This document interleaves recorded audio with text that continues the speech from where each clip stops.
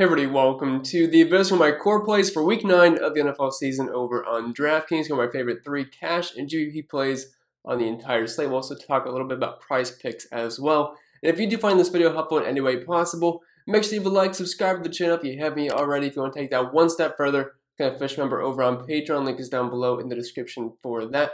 You access to a bunch of extra content, optimizers, ownership projections, cheat sheets. I don't just cover the NFL, I do the NBA as well, since that's the only other sport in the season besides NASCAR, although they're having their championship race on Sunday. If you want to check it out, you know where to find it. And last but not least, this video is sponsored by Prize Picks. I'm sure most of you know what it is by now, but if you don't, it's daily fantasy sports simplified, just you versus the projections. There's no sharks, 150 mass contests, or salary cap restrictions, or anything like that. Just you versus the props they offer each and every single day. And as of right now, if you're new to signing over on Prize Picks, you're getting a free money bonus. That's an instant deposit match up to $100, so it's free money. Why not use it to your advantage when you use code CPEN and tell them I sent you. I think it'll be it for the plugs for the most part, so without further ado, let's dive into today's video. And starting us off with cash game core play number 1, we have Ezekiel Elliott, $7,000, RB1 for the Dallas Cowboys. And one of the main reasons he's on here is just because the RB position on this slate is absolutely terrible. There's like 2 running backs that I like, and even then, I wouldn't say if it was a normal slate with a lot of good options, I'd be over the moon about them, but there's really nowhere else to go. There's a couple of cheap guys that look somewhat okay, but they definitely carry their own baggage. And then the guys up top, well, there's no Derrick Henry, obviously. Alvin Kamara has got Trevor Siemian at quarterback. That's a bit of a gross scenario. So it's really, for me, Ezekiel at $7,000 looks like one of the, if not the best option at the position on the slate. I'm currently projecting him to be the second highest running back, although it's very close to the other guy who we are going to talk about in a couple of slides here. But this spot versus Denver, Zeke is checking most boxes for me. Number 1, he's not that expensive. Number 2, this game does feature around a 50-point over-under. He's got a 30-point implied team total. He's a 10.5-point favorite. He's playing at home. He's involved in the passing game, 9 and 6 targets the past 2 weeks. He gets the majority of the touches on the ground. Denver, I wouldn't say is the softest matchup just in general against their defense, but they are 27th DVA versus the run so far this season.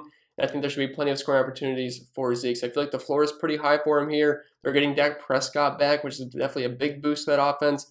So yeah, I'm liking Zeke quite a bit. Seems a bit too cheap. My projections like him as one of the best point per dollar options on the entire slate at the position. So I'll be jamming him in cash games, and I assume a lot of people will as well. Would not be surprised if he is above 50% owned if you guys are playing cash games this weekend. Yes, there are some pivots, but none I am super excited about. I do want to mention for those of you over on Prize Picks, his prop is sitting around 75 rushing yards, which I like Zeke, but I'm kind of banking on maybe a touchdown or 2 here out of Zeke. I'm not sure he's going to be a 100-yard rusher in this game.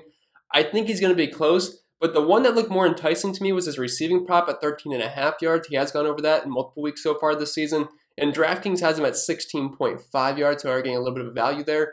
And plus the targets he's been seeing recently, I think it's good enough to take a chance on that at 13.5 on the over. Then moving on to cash game core play number 2, we have Austin Ekeler at $7,900. He's the guy I'm currently projecting to be the highest owned player, not just at the position, but the highest owned player on the entire set. I think it'll be close between him or Tyreek Hill. People are spending up, but I personally prefer the Austin Ekeler route just because the RB position is really, really rough this weekend. The wide receivers are kind of a dime a dozen, to be honest. There's a lot of good guys in the mid-range, so I would rather allocate my funds to a spend-up running back just because there's a lack of depth this weekend, but I'm loving Austin Ekeler in the spot versus Philly.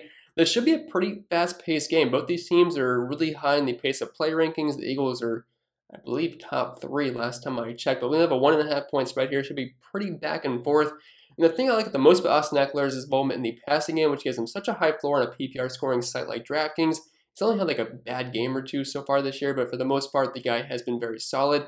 And the one game in week 1 where he had 0 targets are kind of skewing his overall numbers down, but he's always involved in the passing game. He still has a 15.3% target share and over 5.5 targets per game. But if you just wipe out that week 1 game where he had no targets for some reason, those numbers would be beefed up quite a bit. And the Eagles suck versus pass catching running backs, allowing over 7.5 catches and 50 receiving yards per game. And they're also allowing over 100 rushing yards, rushing touchdown, and they're allowing the second most points per game running back position while being 22nd DVA versus the run. So Austin Ekeler, this is a really good spot for him individually as a pass catching back, and we should see around 20 total opportunities for him, with a large chunk of that being to the passing game, which is very high value on DraftKings. So I'm loving Ekeler here quite a bit, and like I said, with the lack of good plays at the running back position this weekend, I think a lot of people are just going to flock to the 2 guys in Austin Ekeler and Zeke Elliott. I would imagine they're going to have quite heavy ownership, and I'm okay with eating that, especially when it comes to cash games. in his prop of 39.5 receiving yards over on Price Picks. It does seem pretty good. You're not getting a massive value there according to DraftKings Sportsbook, which currently has him at 41.5, but I would never be surprised if Austin Ekeler goes over 40 receiving yards. You just have to hope he isn't a big chunk player too, which is certainly possible, especially versus this Eagles defense. Then moving on to cash game court play number 3, we have another Dallas Cowboy here, Amari Cooper, $5,700. He's just too cheap to simply put it. Like, I'm not a huge fan of Amari Cooper this weekend. If he was $7,000, I probably would not be playing him. But with Dak Prescott back, CeeDee Lamb should play. He is also questionable alongside Amari Cooper. Both guys look like they're going to be good to go, which I think CeeDee Lamb playing is probably good for Amari Cooper just so it can draw more attention away from Cooper, because if I'm a defense, I probably care more about CeeDee Lamb than I would Amari Cooper, so hopefully we see some softer coverage. But this is not a great matchup whatsoever versus the Broncos. They are 21st versus the pass, still on the 9th fewest points per game to the wide receiver position, but hard not to like this price point. Like, with a 30-point implied team total, playing at home with Dak back, he's only $5,700. And Amari Cooper is a very talented wide receiver. I really don't get why the price is this much different than his teammate CeeDee Lamb. Like, I realize Dak Prescott hasn't really gone to Cooper as much as he has Lamb, or maybe even Dalton Schultz, but I'm just buying low on this price point. I'm never really a fan of playing 2 players from the same team in cash games, but if you give me Amari Cooper at this cheap price point, I will take that all day. And as of right now, he's currently projecting to be top 3 in wide receiver ownership for me. And it makes sense. He's had a good season so far, nearly 8 targets per game, close to a touchdown per game, 22% target share. I guess I do worry a little bit about the hamstring injury, because that could always just fire up during a game and he misses a drive or two or just knocks him out the entire game, which that's obviously a concern. But so if he stays healthy and plays a full game, maybe the matchup isn't the greatest, but $5,700, he should still be able to get there. And moving on to our GPP core play number 1, I was struggling to find a running back that I wanted to talk about. I was thinking about Nick Chubb, but he should have some decent ownership. I was thinking about Alvin Kamara. I was thinking about Aaron Jones, but I'm not really a big fan of those guys. So Dalvin Cook, priced right in between Austin Ekeler and Ezekiel Elliott. He's not going to have much ownership whatsoever, because the ownership is going to be directly on those two. It's going to be quite heavy, and people will probably dip down to Nick Chubb, Myles Gaskin, but Dalvin Cook should definitely go a bit overlooked. I also think Alvin Kamara will be higher than Dalvin Cook, so this guy is going to have some decently low ownership, and this is a pretty good spot versus Baltimore. I wasn't very high on him starting earlier in the week, but I'm kind of rising on Dalvin Cook. Plus, the coach said they're going to get him more involved. They vowed that they were going to, whatever that means. We'll have to see if that actually comes into fruition. But this is a pretty good spot versus Baltimore, and we should get 20-plus touches here at Dalvin Cook. He still had 18 carries last weekend. Didn't really do much with them versus Dallas, 78 rushing yards. But this is a guy that's averaging on 20 rushing attempts per game and 3.5 targets on a 10% target share. And now the Ravens are kind of perceived as a good defense. They're 15th DVA versus the run, but they're also 24th versus running backs, and they're allowing over 60 receiving yards and over a rushing touchdown per game to the position. Dalvin Cook, one of the best running backs in football. I think this game could definitely be a shootout. I have a lot of interest pretty much everywhere here. I like Dalvin Cook. I like Lamar Jackson. I like Marquise Brown. I like Mark Andrews. Like even Justin Jefferson and Adam Thielen, I think, are somewhat viable, and Tyler Conklin. So this should be a pretty good game for DFS purposes.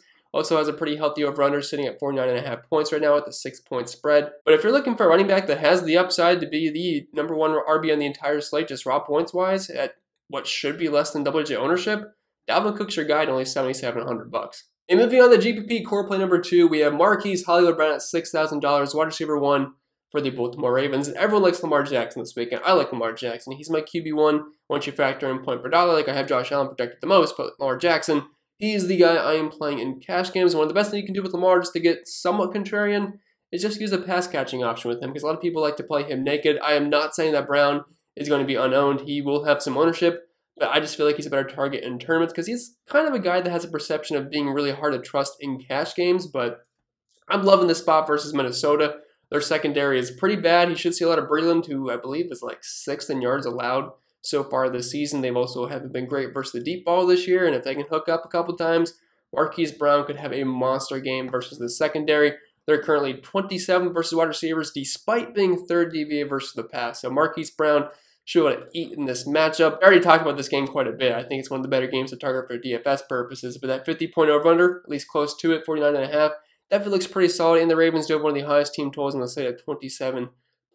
But Marquise Brown's numbers this year, volume-wise, have been really good. Over 8 targets per game, 80 receiving yards, close to a touchdown per game, 25% target share, 8 out of 15.9, and close to a 40% market share of the team's air yards. In Minnesota, currently allowing nearly 200 receiving yards per game, specifically to the wide receiver position. So Marquise Brown, loving this spot. Great tournament play. If you want to play him in cash games, I think that's fine, but I think he's better suited for tournaments. And also, his prop on Prize Picks this weekend is only 59.5 yards, which his average is a lot over that. I definitely think it's a good spot to attack the over on. And moving on to GPP core play number 3, we have maybe an unexciting player, but I think he's going to be a bit lower owned than the guys priced around him, which I think he makes for a decent pivot off in tournaments. But it's Cole Beasley, $5,400. He is currently questionable for this game, but I think the assumption is that he's going to be good to go with the rib injury. But he didn't practice, I believe, Wednesday, Thursday, or Tuesday, Wednesday, but he did get a limited practice in, so should be good to go for Cole Beasley. But I am predicting him to be lower owned than guys like Jalen Waddle, Amari Cooper, Marquise Brown, Brandon Cooks.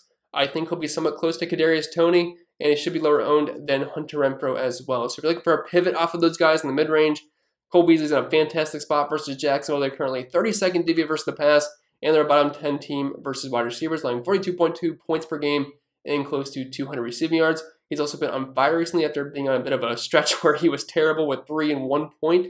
But the past 2 weeks, 21.8 and 24 fantasy points, 17 catches and over 20 targets in that 2-game span. The good matchups just keep rolling here for the Buffalo Bills, and Stephon Diggs should carry plenty of ownership, so people might not want to double up with Cole Beasley as well, but loving Beasley in this spot. And while he's not a big play guy, that's fine for a site like DraftKings, because if he's going to catch 7+ balls in this game, those points add up quickly on a PPR site like DraftKings. And with that being said, I think that'll be it for the video. So I hope it was helpful, and if it was, make sure you give a like, subscribe to the channel if you haven't yet already. If you want to take that one step further, put a fish number over on Patreon. Link is down below in the description for that.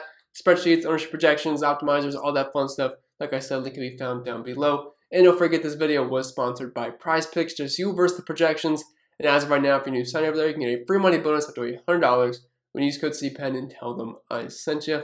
I think that'll be it. I will stop rambling. I wish you guys the best of luck on Sunday and enjoy the rest of your weekend.